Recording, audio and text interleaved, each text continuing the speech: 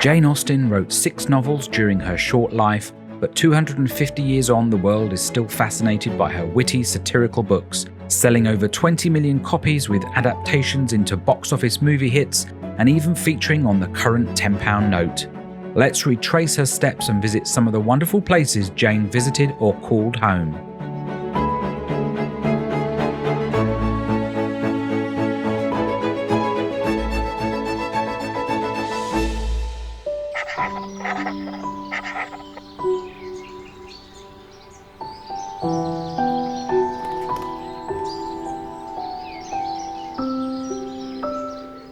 Jane was born here in the peaceful, sleepy village of Steventon, Hampshire. One of 8 children to George and Cassandra Austen, Jane arrived just before Christmas on the 16th of December 1775. The rectory where she started her life was at the bottom of a small hill near the Steventon church. It has long since been demolished. You can roughly see where they think it was positioned, on the corner of a field where a water well is sited, boxed in by wooden fencing. There are no signs or way of entering this private land, but you can catch a glimpse through the hedge. Behind me is St Nicholas Church, and this is where her father was rector, and Jane would have come here regularly as a child.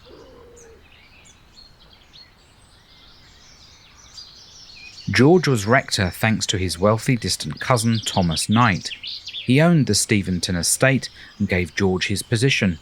His son Thomas Knight II would play a pivotal role in the lives of Jane and her brother Edward later in their lives.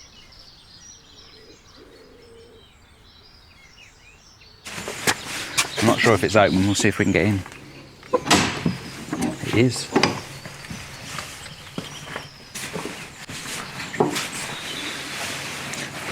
Come on in.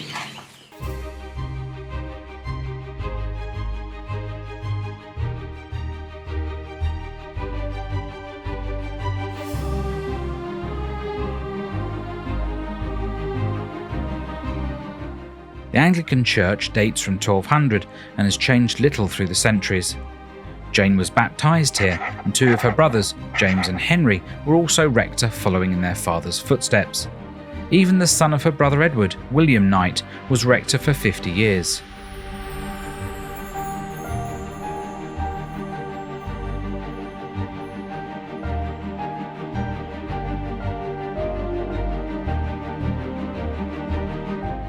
A plaque remembering their most famous parishioner was added in 1936 by the great-granddaughter of James, Emma Austen Lee.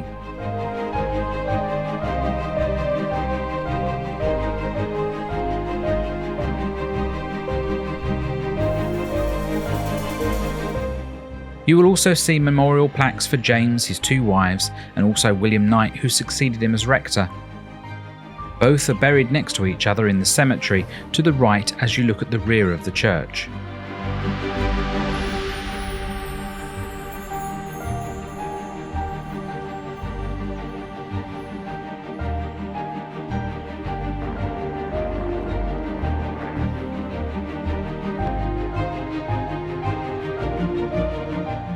Apparently, when Jane would come here to church, she would alter the marriage registers and scribble in her name and a fictitious name of somebody that she wanted to marry, which was quite charming. The Digweed family was an important local parishioner and friends of the Austens. There is a floor memorial in between the 2 front pews where they would have sat each Sunday.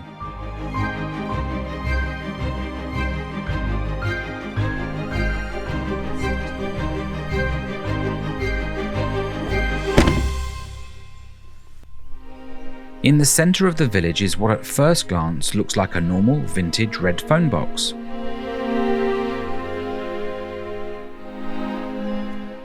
So like a beacon to anybody that loves Jane Austen, in the town of Steventon they have a telephone box that's been converted into a little book library, and it also has the name of Jane above the telephone box, which is pretty cool.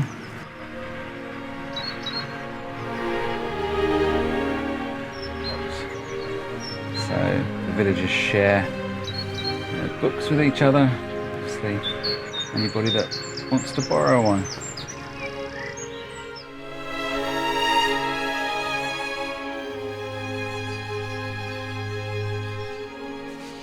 if you're expecting to see lots of really cute thatched cottage properties and maybe big stately homes in Steventon, then you're not going to find that here. It's quite a charming place, but it is very small and there's not really much going on other than what we've shown you. So please don't come here with high expectations that you'll see something special. I mean, obviously it is the birthplace of Jane Austen, which is very special in its own right. But yeah, there are other places that we're going to visit that are far more picturesque.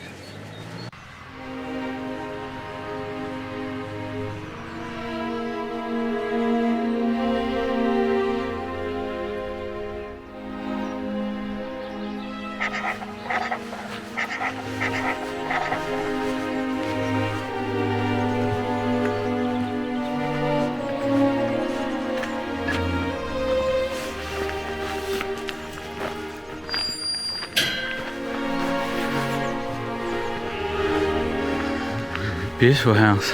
So I think this was where the Harwoods lived. I think this is Deane House, possibly. I could be wrong. But the Austens would have visited here loads of times. Beautiful place. Yeah, and it's right next to the church. Deane is just a mile up the road from Steventon, and it's somewhere Jane would visit often as she had close friends there, Mary and Martha Lloyd. Deane House was indeed owned by the Harwood family, close friends of the Austens, and where Jane danced and flirted with Tom Lefroy, more friends of the family. It's now a private home, but a path leads past the house, linking to All Saints' Church that George Austen was also rector of from 1773.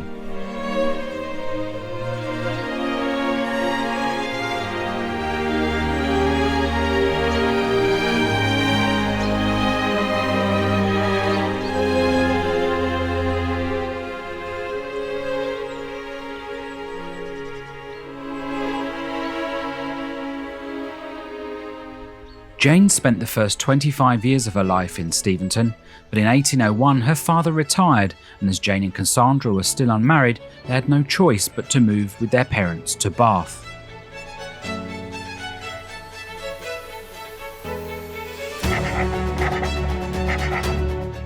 The Georgian City of Bath.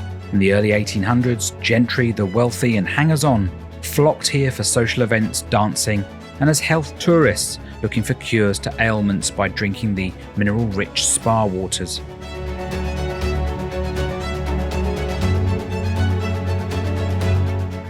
Jane and Cassandra, whilst apprehensive, surely would have been excited about the prospect of living here. Jane had experienced Bath a few years before the family were to move there permanently. Her aunt and uncle owned this city residence, number 1 the Paragon, and in 1797 Jane stayed with them. The property wasn't much to her liking, as reflected in her letters.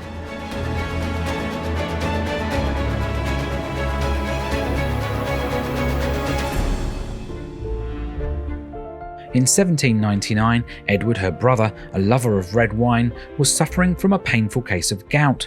Well, what better place to find a cure than at the famous Pump Room? Bath was a place to be seen and party, and it was also fast becoming a health tourist destination. Jane, her mother, Edward, and his wife arrived to sample the mineral-rich spa waters in a hope of alleviating his pain. This experience, some think, assisted in the completion of her first novel, Northanger Abbey. Catherine Morland accompanies a wealthy family friend to take the waters in the Pump Room.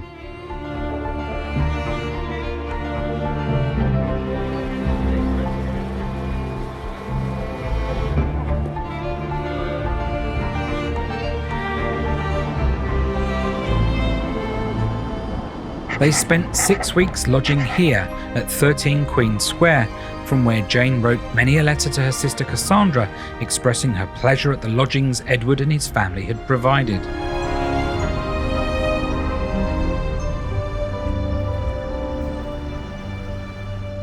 Preparing to leave Steventon forever in 1801, they sought out appropriate accommodation in Bath.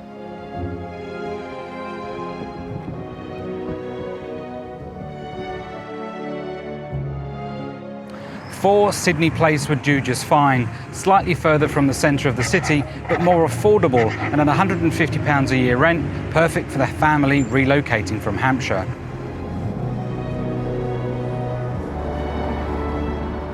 From the upstairs window, Jane could look out onto Sydney Gardens, an oasis of calm and tranquility by day in the hectic city, but fun and thrilling at night with grand firework displays, acrobats, dancing and concerts. Could this really be the place she could write?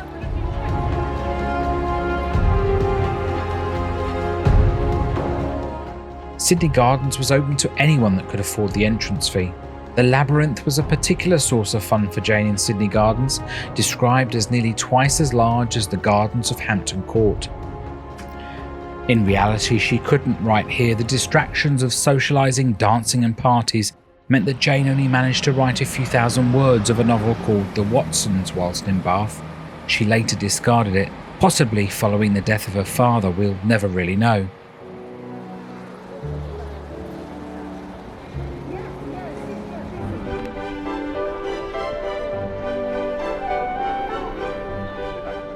We know through her letters that Jane never really settled or liked life in Bath. Having said that, two of her novels feature it heavily. This is the gravel walk running along the back gardens of the Circus and Brock Street, and features in Persuasion. Still a peaceful place to walk and where you can find a small secret garden open to the public.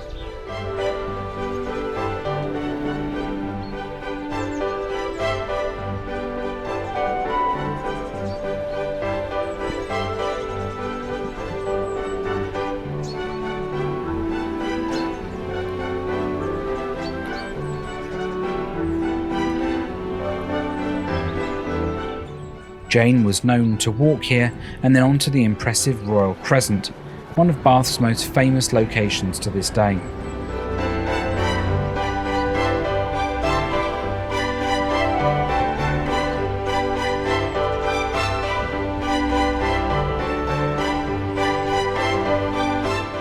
For parties, socialising and dancing, the assembly rooms were a place she would have been seen.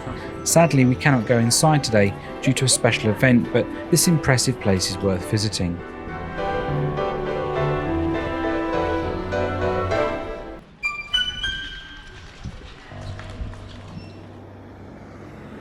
The family would spend 3 years at Sydney Place. In mid-1804, the lease was up. They didn't renew, possibly due to money worries. The search started again for a new home.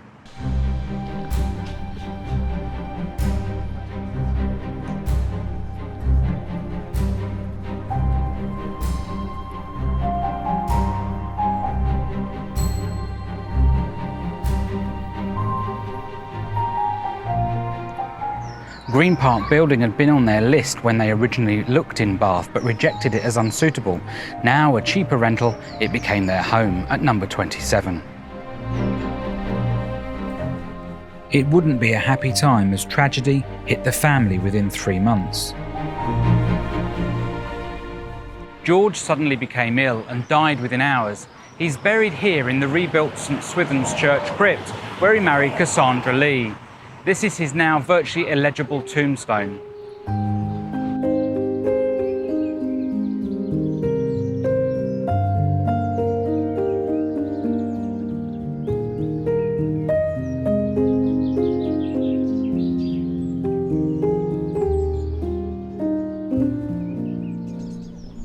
Without George's pension, they needed to economise. The family was on the move again, leaving behind the pain of Green Park. We're now in Gay Street, number 25 to be exact, just up the road from the Jane Austen Centre. Within 2 months of their father's death and with a family friend now in tow, they rented rooms here. Martha Lloyd, a childhood friend from Deane, joined the family when her mother also died shortly after George. This allowed them to pool their finances and obtain better accommodation. Even then, they could only afford to rent rooms, not a whole house. We should also remember that Jane remained an unpublished writer during her time in Bath, so relied on other family members like her brothers for financial support. Nevertheless, after a year they again needed cheaper accommodation, and a letter mentions this and a reference to not living in dingy Trim Street. Trim Street would have been the last place they wanted to end up, but by early 1806 that's exactly where they were, right here. It's a pretty pokey back street to this day, and we don't have a record of which house they had rooms in.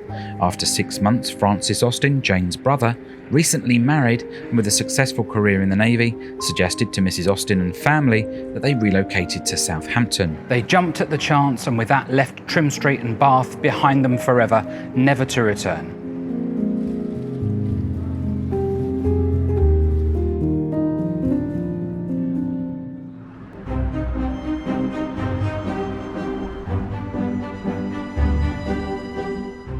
Jane nearly died in Southampton at the age of 7. A boarding school she attended in Oxford relocated there, and soon after, a typhus outbreak caused her to be very ill and almost die. They rented lodgings for a few months before moving in with Francis here at Castle Square. The house has long gone, but this pub sits on the exact footprint of the property. There is a Jane Austen walk around the city and you'll see more plaques like this.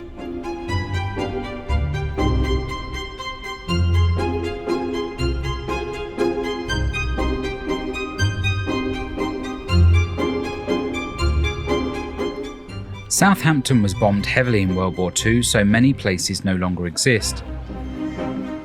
This is the bar gate and entrance to the medieval city. A plaque here mentions Jane's first visit and the school nearby. On the corner of East Street is where All Saints Church was located and Jane worshipped. This was destroyed in the Blitz.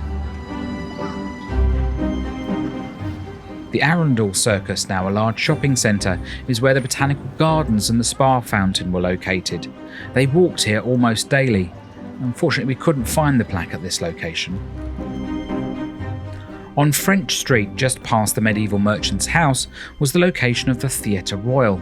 The Austens visited on the 14th of September 1807 to see 2 plays. There are more plaques than we'll show you from the walk, but one building Jane visited is still visible today in the High Street, the Dolphin Hotel. It is said she danced here on her 18th birthday in 1793 and then returned in the winter of 1808 for 2 more social occasions.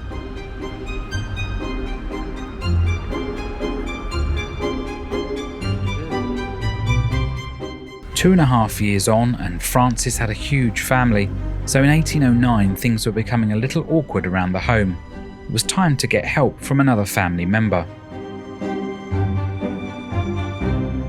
Jane's brother Edward came to the rescue, offering the family one of 2 homes, a cottage on his Godmersham estate in Kent or one here close to his manor.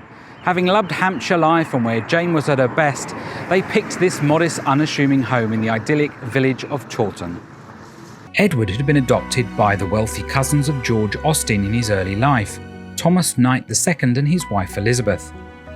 He inherited Chawton House just up the road from the cottage and changed his name. When Edward and his family were in residence, Jane would have strolled excitedly up this path to the house, and it's where she would have gained great inspiration for her novels. Jane's sister Cassandra and her mother are buried in the grounds. If you'd like to see a more in-depth video on Chawton House, how Edward became heir, and more about Jane's life in this property, then watch our tour coming in 2 weeks' time. Jane, Cassandra, her mother and Martha Lloyd moved in on the 7th of July 1809. She was back in her beloved Hampshire, and it's where her writing would take off again. Martha and Cassandra would do most of the chores so Jane could secretly and quietly write from the window in the dining room. The famous writing desk where she wrote all 6 novels is here in the house. If you would like to see a full tour of her house, we have recorded a more in-depth video showing more of the artefacts, possessions and a room-by-room tour. This video is coming next week. We'll put a link at the end of the video, and of course you can subscribe to be notified when it's live. Her love of the countryside inspired writing again, and with the help of her brother Henry, had a publisher interested in Sense and Sensibility. A year later, in October 1811, it was published, but not in her name. The author was listed as by a lady, keeping Jane anonymous. More would follow, with Pride and Prejudice reworked and published, and within a few years, Mansfield Park and Emma were published, with Persuasion being completed. Still, no one knew who Jane Austen was. By early 1817, Jane was working on her 7th novel, Sanditon, but she was in a bad way, catching a fever on the 18th of March that halted her work. In fact, she'd never write again. Cassandra rushed her in a carriage here to Winchester, some 16 miles from Chawton, into the care of Giles Linford, a local physician at the newly opened Winchester Hospital.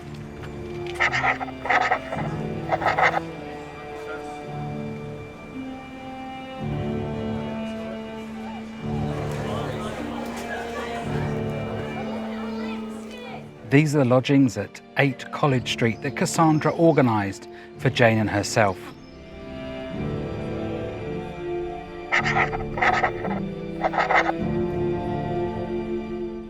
Her illness rapidly worsened. It's believed she was suffering from Addison's or Hodgkin's disease, and more recently even lupus.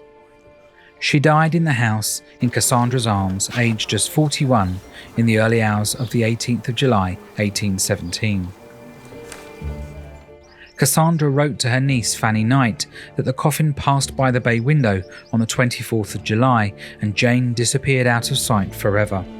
Women didn't attend funerals in those days. The coffin passed down College Street, then right under Kingsgate into Dome Alley.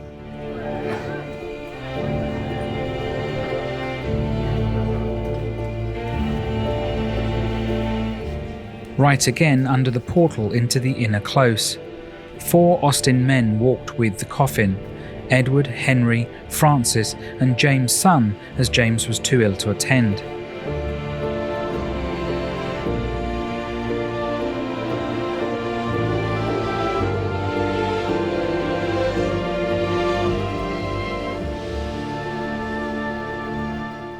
The funeral took place in Winchester Cathedral. The only theory as to why here is that it was arranged by her brother Henry, as he knew the bishop and deacon.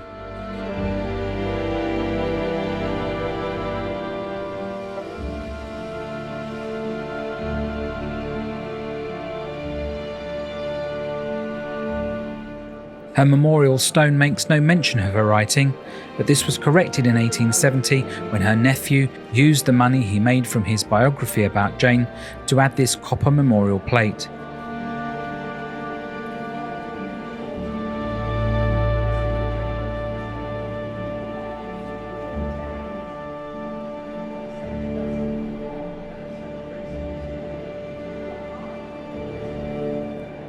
Above that is a memorial window added in 1900 by public donation.